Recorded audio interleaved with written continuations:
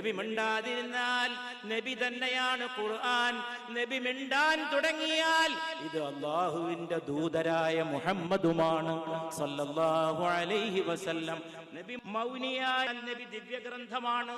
നബി മിണ്ടാൻ തുടങ്ങിയാൽ നബി ദൈവദൂതനുമാണ്.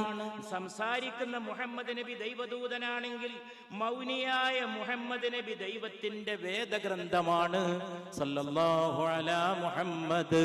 നബിയെ അങ്ങേ കാണുന്നത് ഏറ്റവും വലിയ സൗഭാഗ്യമാണ് നബിയെ. അത് ഏറ്റവും പൂർണ്ണമായ ഭാഗ്യമാണ്. അങ്ങേ കാണുന്നതെന്റെ ഈദായ പെരുന്നാളുമാണ് നബിയെ. അങ്ങയുടെ മുഖം പരിശുദ്ധ ഖുർആന്റെ വദനമാണ് നബിയെ.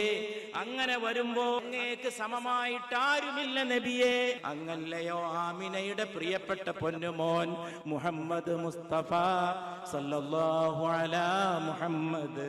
ഈ ലോകം അങ്ങേക്ക് ദണ്ഡമാണ് നബിയെ.